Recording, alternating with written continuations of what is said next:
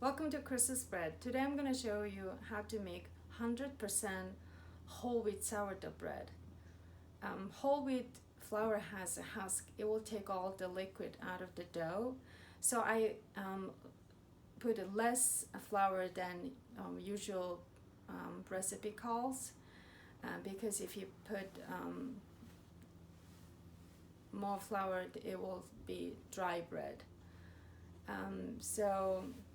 Because whole wheat flour doesn't have much as a gluten as white flour, it will not rise as if you mix with white flour or white flour bread. So let's make this sourdough bread. Measure out the starter and add salt and water and whole wheat flour. When we making bread with 100% whole wheat flour, we will need to really work on our muscles.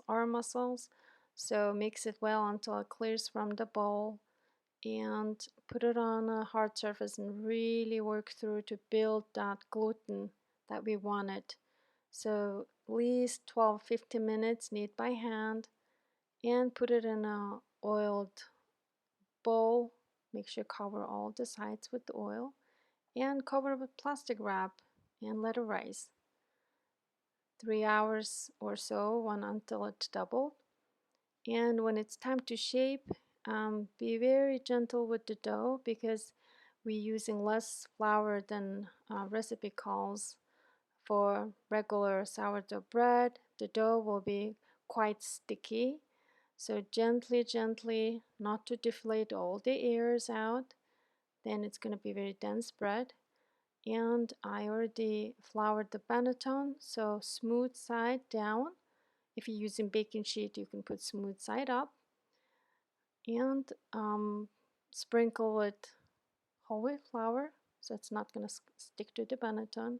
Cover with the towel and let it rise for 2 hours until doubled.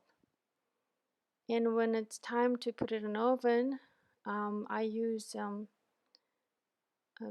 baking board, sprinkle with corn flour, or you can sprinkle with whole wheat flour and turn it upside down and score the bread at 45-degree angles,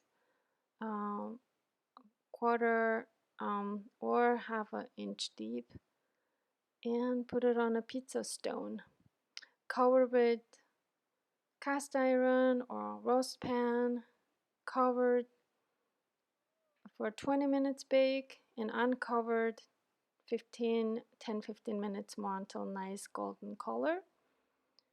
So now you know how to make 100% whole wheat sourdough bread, and enjoy your bread.